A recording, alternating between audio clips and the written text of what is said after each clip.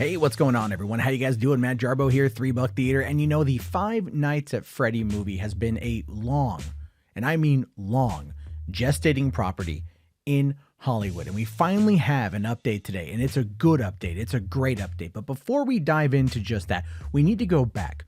We need to go back to the beginning to look at the road from the video game to the silver screen with the Five Nights at Freddy's franchise. This franchise is massive. It has spawned multiple video games. It has spawned graphic novels. It has spawned toys. It has frightened children across the world. It's even got its own book line, which apparently is quite popular. When we talk about Five Nights at Freddy's, we know for a fact that kids out there absolutely love this series, and not just children, but even adults. A lot of streamers out there like the Completionist and MatPat have made tons and tons and tons of videos about the Five Nights at Freddy's series. But the question for me is always, what about the movie? Because I'm a movie guy. And so we found out back in 2015, April 7th, 2015, from Boris Kitt over at The Hollywood Reporter, that the Five Nights at Freddy's video game was getting the movie treatment, saying here that Roy Lee, Seth Grant-Smith, and David Katzenberg will produce the adaptation, and that Warner Brothers has picked up the rights from Scott Cawthon. Now, from then, just a few months later, we find out that Gil Kennan, who did Monster House, as well as City of Ember and the Poltergeist remake, was going to be coming in to direct the movie for Warner Brothers. And this, unfortunately, didn't last for too long, because 2 years later, we found out, and this posting from Scott on Steam, this is January 31st, 2017, he says, "Hey guys, I know that I promised some movie news by the end of the month, so here it is. However, keep in mind that there are still some important discussions in progress, so the amount of information that I can share is extremely limited. In fact, even the information that I can share will have to remain somewhat cryptic. The reality is that the last year, the FNAF movie was met with several delays and roadblocks, some involving problems within the movie industry as a whole.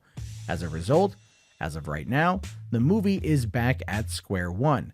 However, depending on your point of view, that's not necessarily a bad thing. It's bad because the movie is in its early stages again, so don't expect a trailer anytime soon.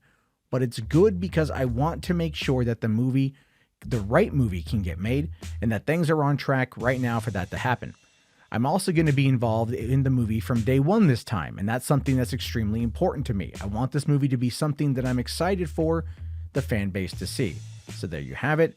I know that this news might come as a disappointment to some, but there are going to be a lot of great things happening in 2017.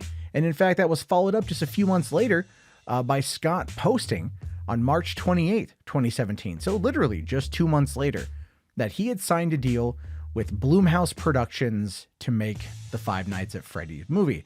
And Blumhouse was very excited to do this. In fact, they actually got, almost a year later, they announced that Chris Columbus would be coming on to write and direct the Five Nights at Freddy's film. So this was the last major update that we really got from any kind of movement forward on this, was from 2018. Although a few months down the road, we found out that the Five Nights at Freddy movie was delayed once again. And the reason why was because Cawthon said that the movie will take a little longer because he's tossed out his original script. He says, "I have a script written. Jason Blum liked it. Chris Columbus liked it too, but I tossed it. I had a different idea for it, one that I liked better. I take responsibility for this delay. It's my fault." Because he goes on to say that he's determined to find the right story, which has been a challenge. He's been focusing on the story told during the first 3 Five Nights at Freddy's games for his movie script, saying, "I'm sticking to what I've always said. Either the right movie gets made or no movie gets made.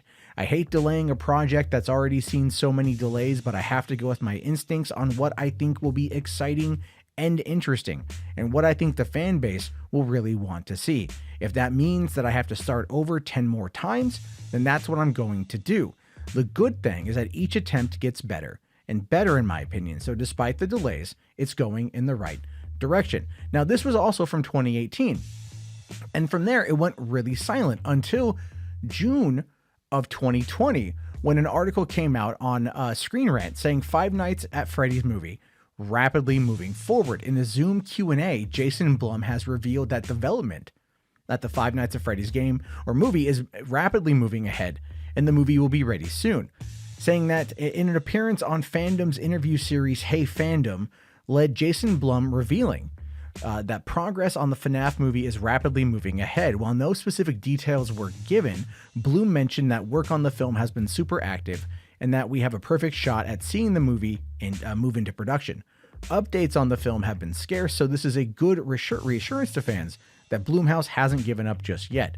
Blum was reluctant to give a specific time frame on when the movie would be finished, but he stated that he was confident that the film would be coming soon. And of course, from then, not too much. So now we have to wait to see what Scott Cawthon himself here is saying, because today came the bombshell. Over on the FNAF subreddit, he posted another post, a very, very, very bad title, saying bad news about the FNAF movie.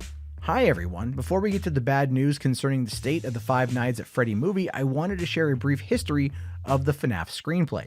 It's been a long road, so let's take a look at some of the screenplays that have come and gone over the years in no particular order, or feel free to skip to the end really quick to see the bad news, then come back and enjoy the list.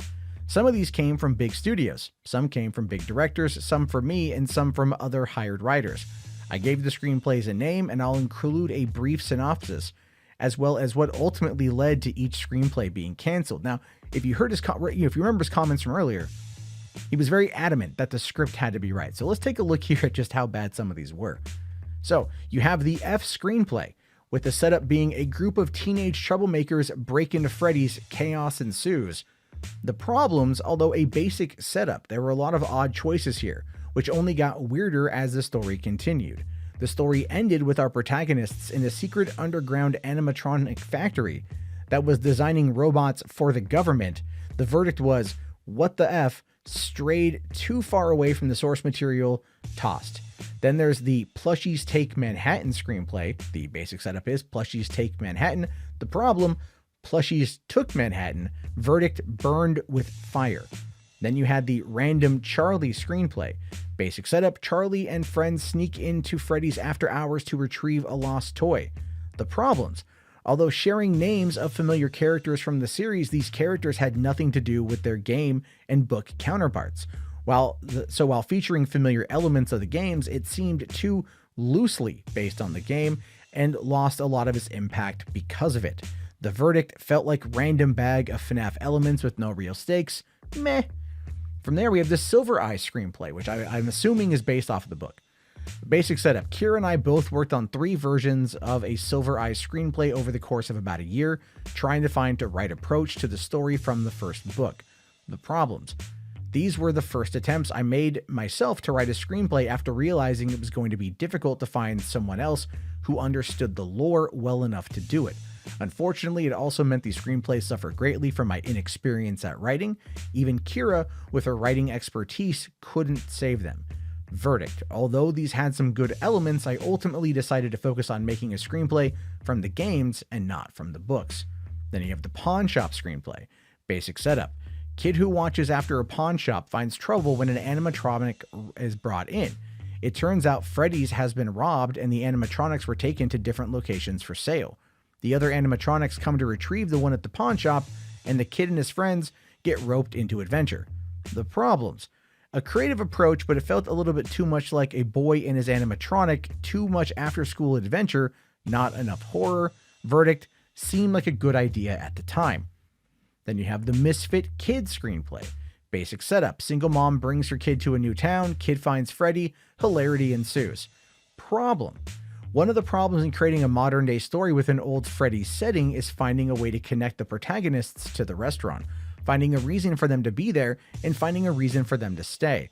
The problem here was that the reason for this kid to go to Freddy's and have misadventures was too contrived or forced to work.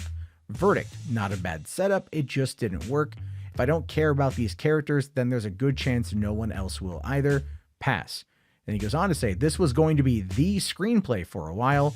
Because it didn't have any serious flaws, I ultimately just decided it wasn't good enough though. And I think this is the one from 2017 that he just threw out. I think this is the one that he threw out that he was sticking with for a while, but that's what it is. Then he got ghost trackers. Basic setup. A group of amateur ghost trackers sneak into the abandoned Freddy's. Problems. Although a very common sense setup for this sort of movie, the problem again rose about how to give these characters a connection to Freddy's itself. And what ended up happening was too much of the story went to their own backstories and their own hardships, and it took the spotlight away from the story of Freddy's. The verdict: a stronger connection between protagonists and Freddy was needed. Lesson learned. Now he gets into the final two here, the insane screenplay. Basic setup, another ghost tracker variation. This one involved fun-time animatronics, underground ball pit tunnels, and a marionette out for revenge. Problem: as some screenplays ventured too far into adventure, this one went too far into action. Verdict: too all over the place with too many characters doing too many things. Also, to me, it feels like a bit of an R.L. Stine take rather than something that you would get from the Five Nights franchise. Then finally, it's the Mike screenplay. Basic setup. This makes sense. Why didn't I think of this before? Problems: actually, this is a good mix. It has the best pieces from the previous screenplays. Not really any problems here. All the right characters, all the right motivations, all the right stakes. Verdict: yeah, we're going with this one. It's fun, it's scary, and it has a great central story. Yet no real breakdown of what the plot is going to be, but finally he says, oh yeah, so on to the bad news.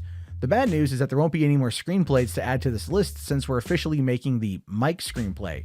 Filming starts in spring. So far, there's been no other information given from either Scott or Jason Blum or Chris Columbus about when this movie will come out, but now you're up to date. This is where Five Nights at Freddy's the movie is. It is going to start filming in spring of 2021 and hopefully come out sometime towards the end of 2022 by my own speculation. Of course, any new updates with this movie I will cover here on the channel. So if you guys want, please leave your comments and your speculation about what you want to see in the movie and what you think the Mike screenplay is. As always, I really love diving into these types of videos, going into the history of these movies and their production, and hopefully giving some information, letting you get excited for the future. If you have any other movies you'd like me to look into, please let me know in the comments. Until then, I'll talk to you guys later. Have yourself a great day. Thank you for watching, and peace out.